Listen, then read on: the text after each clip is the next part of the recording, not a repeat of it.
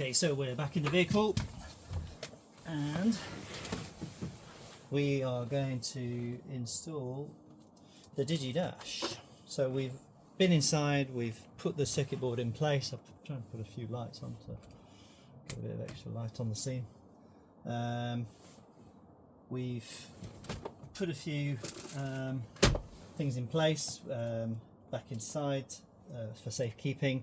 We've got the unit here, we've got the SCARTs on the back, SCADAs, whatever these sockets, whatever they call them, 1 and 2. We've got the harness. I've already got the harness in this vehicle installed, but essentially this is it. So you've got your 3 ports. Ignore this, that's my own personal HDMI, just because I've got a unit with a HDMI on it. Most of them, and the newer ones, will not, but mine did. They removed it. In fact, they just hid it with a sticker. It's quite clear that they've decided not to use it. So we've got these 3. Only one of them will connect to your original, so get that out of the way. Connect that to your original all the way in, pull the lever over if you've got one. I don't know why. Ask my local VW, because they've had this dash out and that wasn't there when I started. Make sure your levers are all the way unlocked, as in not into the clipped position, and you won't go far wrong. Ready to push back. So when these levers are pushed back to the cable end, that's when they're good and that's when they're home. Okay, so we're going to simply get this, we're going to put those 2 sockets in and we're going to push it back. The only problem with that is, and at this point, I'm going to interrupt this broadcast to get a head torch and show you.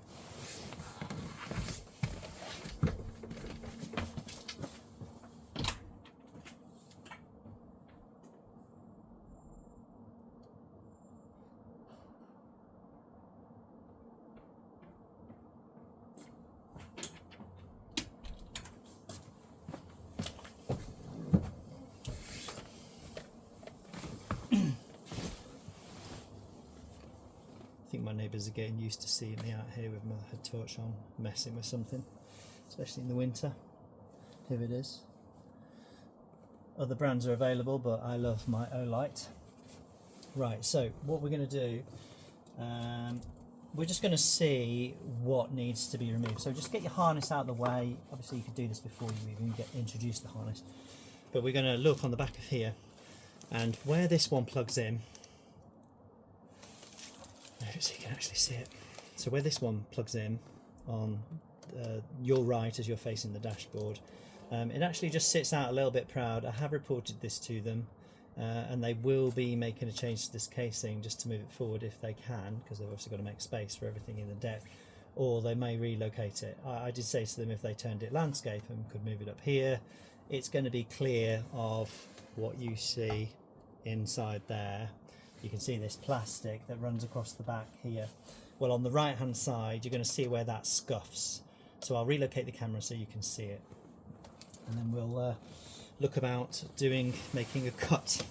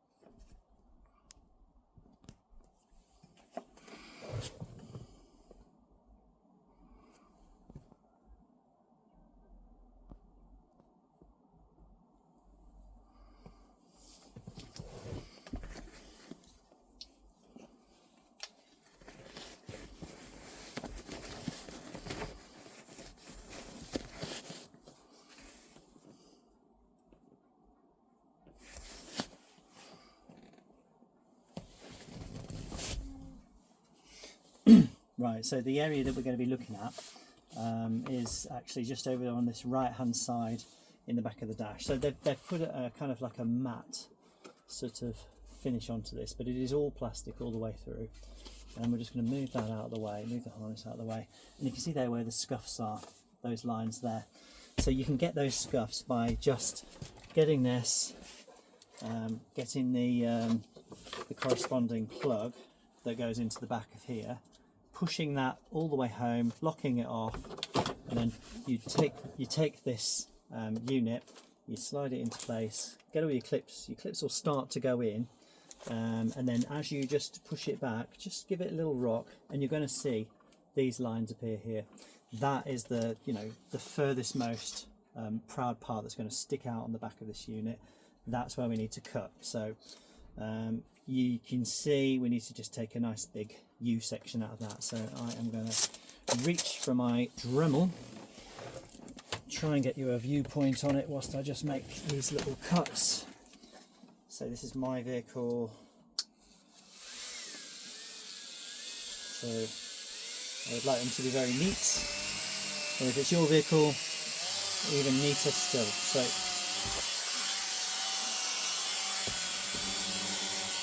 we'll get it to a suitable speed.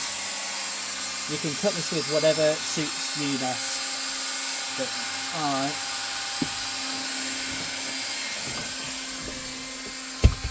will be cutting from this side over here. You can see that okay. And I've got those two lines marked there, so you can see it just goes up there and up there. So I'll just mark them out, and I'm going to just make sure that the wadding and everything is clear from behind, and I'm going to just make some careful cuts down there.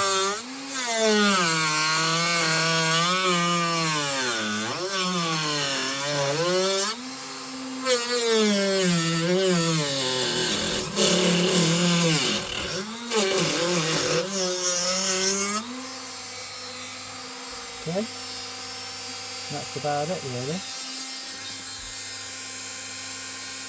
That's the bit that I want to break out. Okay, I think maybe if I scored it I would have got a nice little break on that, but that's probably enough already, but I'm just going to neaten that up a little bit.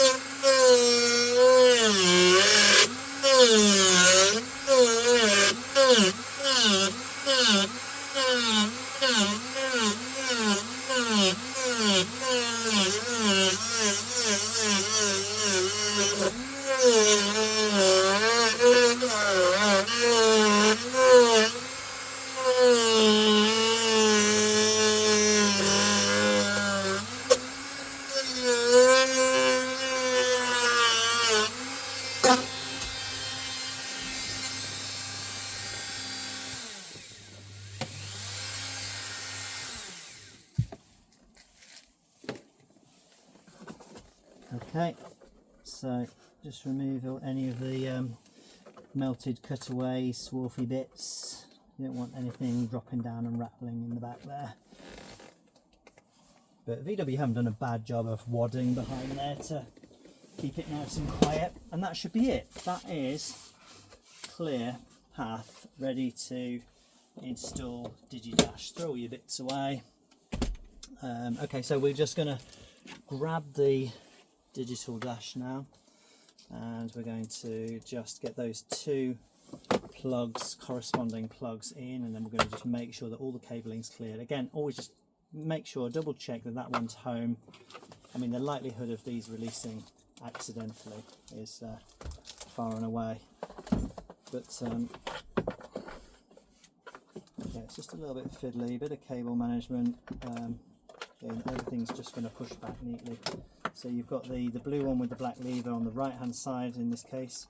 I'm just going to make sure the lever's all the way out of the way, push it, the lever will start to come over, push it more, and the lever will go home. Don't use the lever to pull it in unless you really have to with that last bit, but the other clip on this side, I have no easy way of showing you, but again, this one is cables down, it's got the orange clip on it, It's fairly apparent by the way they've given you clearance. This is the one here that would have knocked, and that's cables up. That's the one they're going to try and make a change to. This one would be harder for them because it's OEM. So it's on the board. So I'm just going to push that home, make sure it's all the way in. Feels positive. Click. Okay, and then I'm going to just rock that back. It's already lit up. It's already saying hello. And actually these units on first startup appear to be on the correct vehicle, but there's a little trick where we have to wait a set amount of minutes before it stores that information with the BCM. Okay, so we're just going to rock that into position. We're just going to make sure that it pushes back all the way.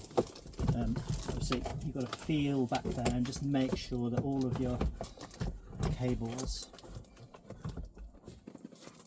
are well out of the way. I'd advise taking off any smartwatches because they make the whole thing harder. Okay, so have a look down the bottom, just check your alignment on the two screw locations in there. Say when these clips grip, they really do. Top one's in first, and then just kind of wiggle it home. And then if you want to be sure that you've got it in, it'll feel nice and firm. I've not quite got it yet. I think I've got a cable trapped. Let's just come back out again.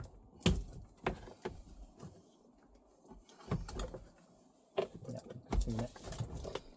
So just make sure that you're, all of that harness and unwanted stuff is cleared off out of the way. Top in first, just to keep those cables where you told them. Then we're going to find the clips, line up the holes, and we're just going to rock it back into place. There we go. And then just have a feel around at the bottom. So make sure that that plastic is going all the way home to the metal locations where it's going to screw into place. Okay, but take care with this. If you can't get it back there comfortably without having to put loads of force on it and making it stay, you've got something trapped behind, so you should just back up a step. So hopefully you saved your two original screws, which are going to reinstall this into location. I don't think I can give you a view of this, but we're just going to feed those two screws in very carefully across the bottom. I'm going to have to look at the back of my head for a second.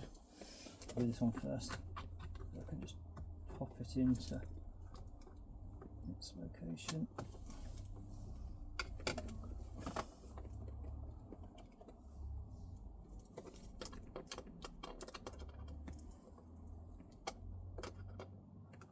I should really have the head torch on my head. That would be ideal.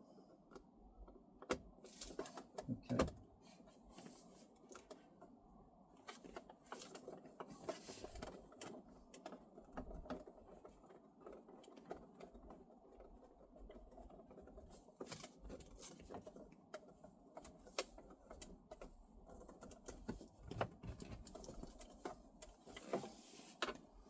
Okay, that right hand side is home. Let's do the left hand side. And once that's there, I'm just going to feel around the back. I'm just going to make sure that I can't feel any cabling issues. The harness all feels nice and free. Yeah, it's all got plenty of movement and slack right there.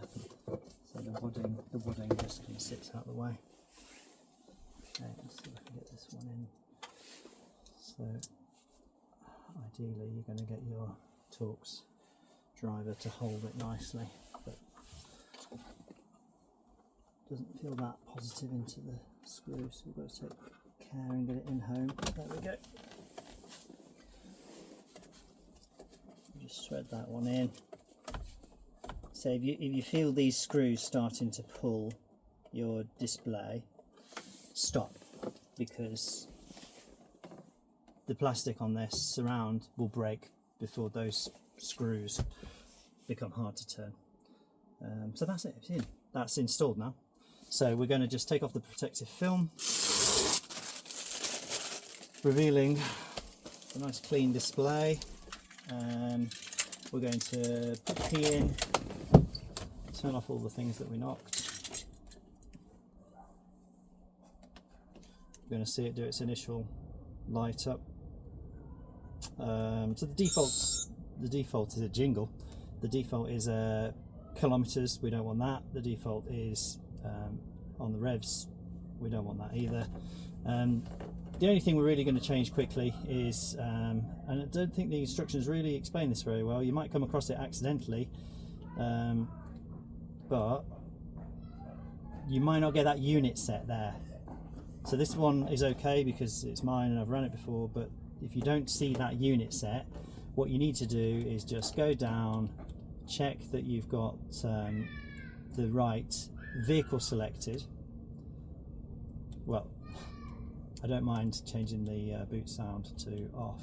You'll soon get used to this menu. You have to click again and then click off and down. Pressing down will move on. But yeah, we're going to just make sure that it's set to the right car type. It should default. It should be default multivan. If it's not, change it to multivan. And then what we're going to do, we're just going to, if you haven't got that units display showing, and if you haven't got your vehicle type showing as a white and blue camper van presently, then you're going to want to just back off the key, close all the doors, lock it. They say wait 3 minutes, but I've experienced it being 10.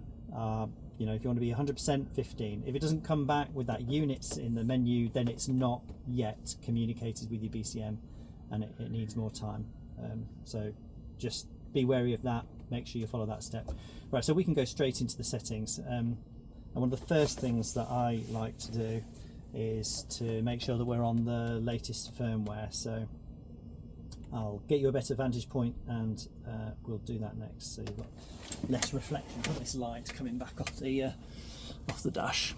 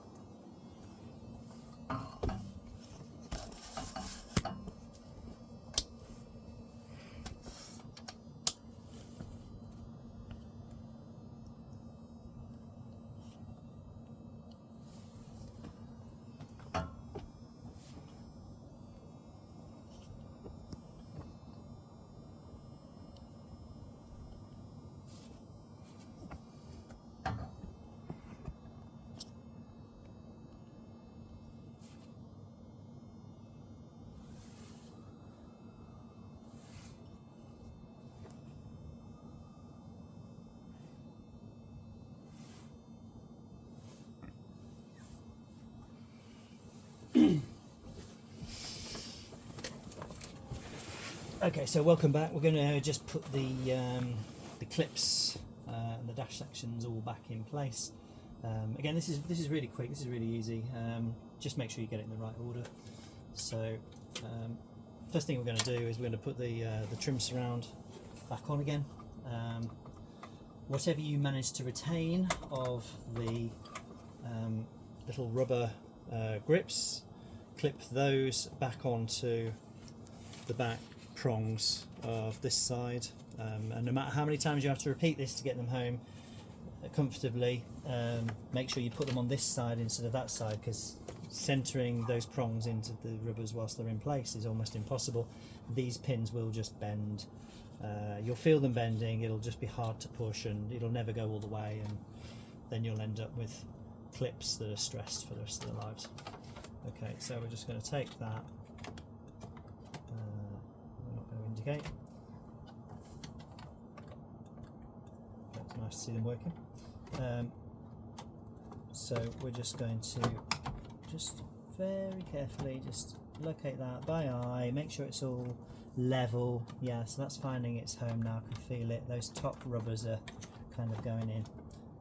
But before I push them in, from experience, I found that these rubbers can be quite dry going into those slots. So I'm just going to apply a little bit of moisture to them. I'm not a fisherman, but I'm guessing that's what fishermen do. Right, so we're just going to locate that into the top there. Make sure it's behind the centre dash piece. Yeah, you can feel it when it just lands home. That's it. That's slid in much easier than previous experiences. Right, so that's in. That's clipped. There's nothing much to it. It just locates. It really does just locate. It's really pinned in by the big clips on this sort of stuff over here. Make sure that top edge is just hooked over those top bits, because that is important. And then just push it around, make sure there's no spring left in it, all of your clips are home, and then you can take this centerpiece with these. We haven't had to take that all the way out, but you could if you didn't have a humongous halo hanging about. So we're just going to get those there or thereabouts, and then we're just going to gently, evenly push, listen out for all the clips that we want to hear. That went in very easily. It's almost as if they've been clipped before.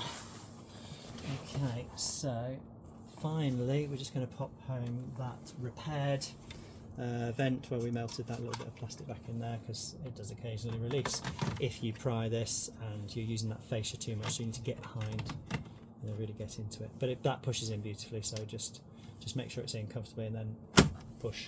So then just check all of your trims are flush and that everything's clean. You haven't got a springy gap up there. It's easy to get that missed on that top edge, and actually if you didn't do that cutout back there and that didn't push back all the way, this probably wouldn't go into there.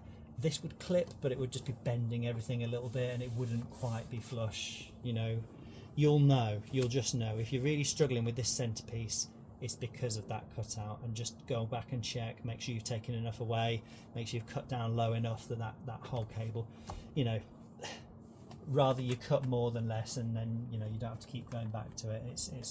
It's not a structural piece of plastic. Then we're just going to push this. This is the gator surround. Just make sure that it's pinched in at the sides a little bit, located. Just stay very light with it, and then just push the whole thing. Once you've got all those clips in place, just push the whole thing down, and all four of those things will go in. Just smooth the leather out. Change your steering wheel to wherever you want it to be back to. Right, that is done. So we're going to start going through the menus now. Some of them are biggies, some of them are, lots of them are questions that people have. Some of them are just cosmetic, like, the view. So what they call this dash here called view, which has got a little person, like a user interface selection. I don't know, they should have put that in the menu, I feel, but it's, it's easy to change. Navigation, it's going to show compass, but don't worry if you're not getting a working compass. I never have, because I have got rid of my Navi unit, but apparently it can communicate with Navi units and start to pick up compass, provided you've got the GPS module plugged into it. Yeah, compasses are great. They're kind of useful in certain circumstances, but when you're in a vehicle like this, I just think a compass is somewhere else. Right, we're in kilometres now. Let's go through the settings. So we're just going to go through every single setting now. We're on a multivan, that's great. If we didn't have this units menu, which I'm just going to go back up to because it's the first place I like to start. Again, like I say, you should lock the car, exit the vehicle, give it 15 minutes if I was you. It might be done in 5, but if it isn't, you're just going to waste your time because you're just starting the timer again, I think. So we're going to unit set, and then we're just going to press OK again so that we're editing that. And when we're going to just change everything to miles, we're going to miles for distance, miles for speed, gallons for UK. I'm an MPG. Prefer my centigrades and my PSIs, and if you're a 12-hour PM AM clock, my kids prefer it. Right, ambient light, this is going to be the colour that you can see that I've got the little yellow accents everywhere at the moment, so that's the default it comes with.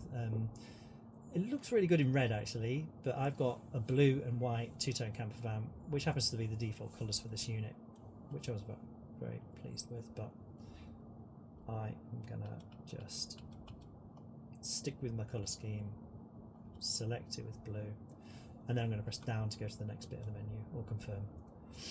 Maintenance is just going to literally tell me when my next service is due. You could reset that from here. I don't want to. I'm going to cancel, but if you did up or down, you could OK that. I'm going to cancel it. I'm going to go to dashboard type. Well, I'm not a sport vehicle. This isn't a TFSI. This is a diesel. So I'm going to move that to normal.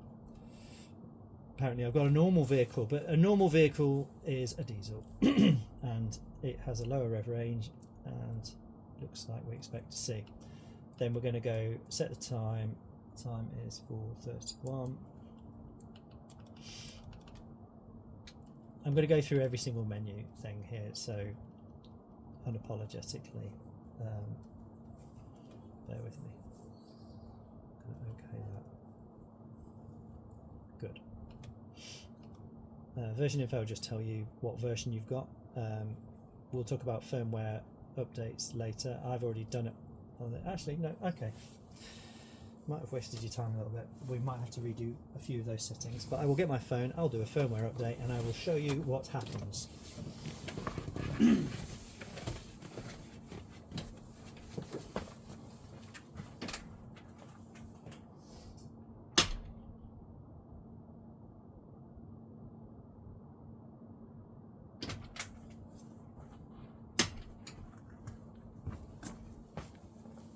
I did not just run off and look for my phone whilst it was on the tripod recording.